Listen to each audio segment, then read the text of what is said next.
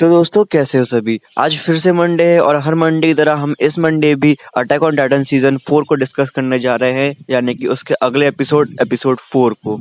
तो अगर आपने हमारे पुराने एक्सप्लेनेशन नहीं देखे हैं या फिर आप कुछ भी मिस कर रहे हो सीजन 1, 2, 3 से, तो आप हमारे पुराने वीडियोस को देख सकते हैं। और अगर आपने अभी तक चैनल को सब्सक्राइब नहीं करा है तो सबसे पहले चैनल को सब्सक्राइब करो, बेल आइकन पे क्लिक करके नोटिफिकेशन को ऑल पर कर दो। और एक बात और, थैंक यू सो मच 8 के इतनी जल्दी करवाने के लिए। हमको उम्मीद थी 6 जनवरी तक, लेकिन आपने कल रात को ही पूरे करवा दिए, तो उसके लिए बहुत बड़ा थैंक यू। तो अब बिना टाइम बर्बाद करे अब हम चलते हैं हमारी मेन वीडियो के अंदर इस इंट्रो के बाद।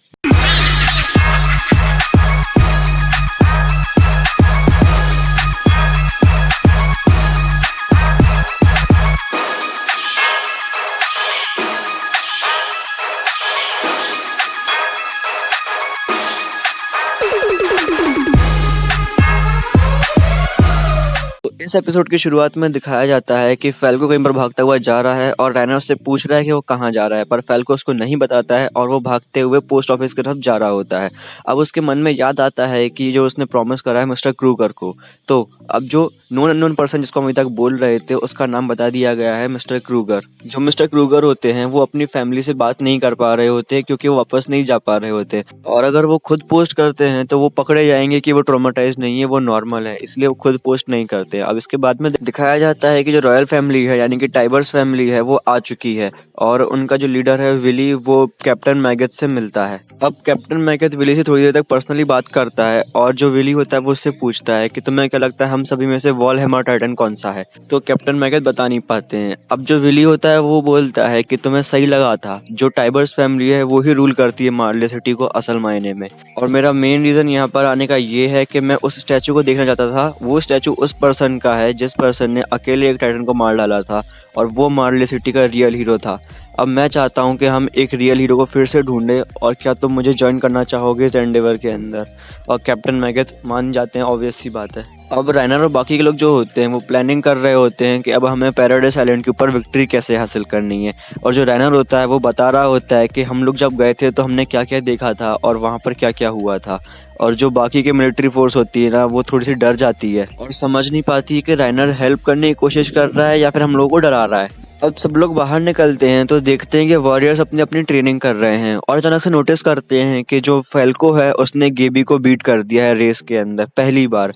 और सब लोग काफ़ी चौंके हुए होते हैं और वो लोग बोलते हैं कि अब ऐसा तो है नहीं कि एंड मौके पे गेबी की जगह पे फैल्को को बना दिया जाएगा आर्मर टाइटन। और सब लोग थोड़े से चुप हो जाते हैं और उसके बाद में जो गार्ड्स होते हैं वो लोग पूछते हैं कि तुम लोग इतना खुश क्यों हो रहे हो। तब वो बच्चे बताते हैं कि जो फैल्को है उसने पहली बार गेबी को हरा दिया है। तब गार्ड्स थोड़ा सा शॉक हो जाते हैं और बोलते हैं कि हो सकता है कि अब तुम्हें टाइटन मिल जाए आर्मर्ड वाला।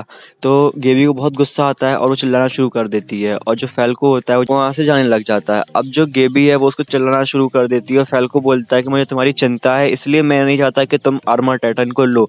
अब सभी लोग समझ चुके होते हैं कि जो फैल्को है वो गेबी को पसंद करता है सिवाय गेबी के। अब इसके बाद में गेबी और बाकी के लोग जो होते हैं वो लोग फेस्टिवल की तैयारी के लिए जा रहे होते हैं और उनको रास्ते में कुछ दुकान वाले मिलते हैं और वो उनको ब्रेड वगैरह दे देते हैं खाने के लिए।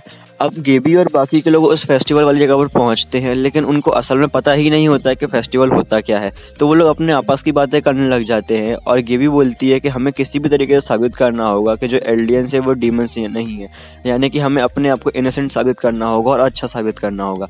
और उसी जगह पर कैप्टन मैगथ और विली बैठ के बात कर रहे होते हैं। जो कैप्टन मैगथ होता है वो विली को एक बुक पास करता है जिसके अंदर कुछ इन्फॉर्मेशन लिखी हुई होती है जो कि एपिसोड के अंदर रिवील नहीं करी गई है। विली उस इन्फॉर्मेशन को पढ़ता है और कैप्टन मैगथ को बोलता है कि मैं चाहता हूं कि जो स्टीयरिंग मेरे पास है, यानी कि जो रूल कर रहा हूं मैं मार्ले सिटी को, मैं चाहता हूं कि वो पावर अब मैं मिलिट्री को दे दूं। लेकिन जो कैप्टन मैगथ होता है वो बोलता है कि नहीं, वो पावर आपके पास ही रहनी चाहिए, मिलिट्री को मत दीजिए। और उसके बाद में विली को काफी टेंशन में दिखाया जाता है क्योंकि उसको ये लगता है कि जो पावर उसके पास में है वो बहुत डिफिकल्ट है हैंडल करना। अब फैल्को जो होता है वो क्रूगर से बात कर रहा होता है और उसको बताता है कि मैं आज गेबी से पहली बार जीता। और जो क्रूगर होता है वो उसे नॉर्मली रिएक्ट करता है और फैल्को वहां से चला जाता है। उसके बाद में एक आदमी उसके पास में आकर बैठता है और उससे उसका नाम पूछता है। वो क्रूगर बताता है और जो दूसरा आदमी होता है वो अपना नाम येगर बताता है। और ये येगर कोई और नहीं, ग्रीशा येगर के पापा और एरन येगर के दादा हैं। तो वो क्रूगर से बोलते हैं कि प्लीज फैल्को से दूर रहो, क्योंकि अगर तुम उसके साथ में टाइम स्पेंड करोगे तो जो मिलिट्री वाले हैं और जो बाकी के लोग हैं उनको तुम दोनों के ऊपर शक जाएगा और जो फैल्को की फैमिली है उसको बहुत प्रॉब्लम आएगी आगे जाके। और तुम्हें साथ ही साथ में पूरी लाइफ रिग्रेट रहेगा कि तुम्हारे कारण एक फैमिली बर्बाद हो गई है। तो जो क्रूगर होता है वो बोलता है कि मुझे लगता है कि तुम भी किसी चीज़ को रिग्रेट करते हो। और उसके बाद में जो पापा येगर होते हैं वो काफ़ी बड़े टेंशन में आ जाते हैं और उनको अपना पुराना टाइम याद आता है कि कब उसके जो बच्चे होते हैं, यानी कि ग्रीशा येगर जो होता है, अपनी छोटी बहन को बाहर ले घुमाने गया हुआ होता है और उसके बाद में क्या क्या हुआ था। और जो पापा येगर के केयर टेकर होते हैं वो लोग आते हैं और उसको उठा के ले जाते हैं अपने साथ में।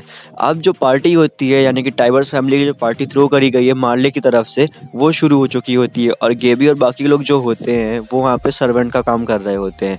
वो लोग अपना काम बड़े ध्यान से कर रहे होते हैं, लेकिन तभी कुछ लोग बहुत बुराई कर रहे होते हैं उनके पीठ पीछे। और ऊडो जब कुछ सुन लेता है तो उसको गुस्सा आता है और वो भूल जाता है कि वो काम क्या कर रहा है, और गलती से हाथ में जो वाइन का ग्लास होता है उससे वाइन उड़कर एक औरत के ऊपर गिर जाती है। अब वो काफी डर चुका होता है और वो काफी बार सॉरी बोल रहा होता है और वो बोलती है प्लीज सीन मत बनाओ यहाँ पर।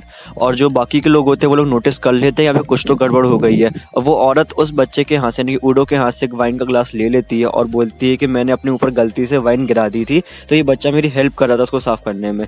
और वो वहाँ से जाने लग जाती है। और फिर वो ऊडो पूछता है कि तुमने मेरी हेल्प क्यों करी, तो वो बोलती है कि मुझे लगा कि तुम बड़ी परेशानी में आ जाओगे अगर तुम्हें पकड़ लिया होता मेरे ऊपर वाइन गिराते हुए। फिर ऊडो वहाँ पे से जा रहा होता है और सभी लोग उससे पूछते हैं कि क्या हुआ था, तो वो बोलता है कि उस औरत ने मेरी मदद करी थी। तब गेबी उसको पहचान जाती है और उसका नाम बताती है हेजुरु। अब उसके बाद में एक आदमी जो होता है वहाँ पे टोस्ट उठाने की कोशिश करता है, लेकिन कोई भी इसके ऊपर रिएक्ट नहीं करता है। लेकिन उसी के बाद में विली आता है और टोस्ट उठाता है कि मेरे पास में एक सोल्यूशन है इस सभी लड़ाई का, इस सभी दुख दर्द का, और वो मैं तुमको बाद में बताऊंगा, अभी हम सिर्फ पार्टी एंजॉय करते हैं। और सभी लोग उसकी बातों में आते हैं और बहुत खुशियां मनाते हैं।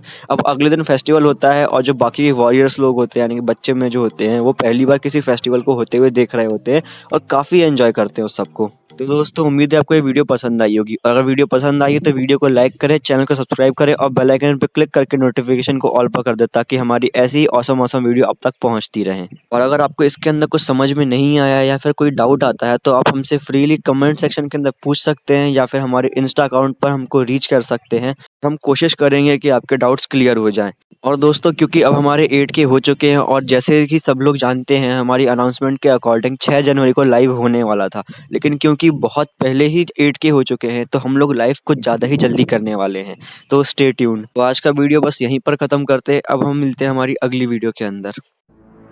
फाड़ दिया लिख के फिर गया मैं पन्ने खा, महाराज के आगे कौन पन्ने खा। मिली इज्जत तो बहुत मेरे काम को, पर अब बेटा टाइम हो गया है मेरे धंधे का। हुआ अब बहुत ये लेवलों के टंटे का, करो इग्नोर मुंह बनेगा हर बंदे का। पड़ता फर्क नहीं ये लिखते कमेंट्स में क्या इन्होंने घंटा नहीं मेरा घमंड देखा। आज नाचू मैं बेड़ियां उतार के, कट गए संकट संसार के। प्रजा की इज्जत में महाराज चुप थे, लो दर्शन करो नए मुंह फाड़ के। नए महाराज के शाही ये थॉट्स है, प्रो पहले लेवल था अब बेटा गॉड है। लगी जो दौड़ है भाग रहे सब, मैं बैठा सुकून से यही तो चौड़ है।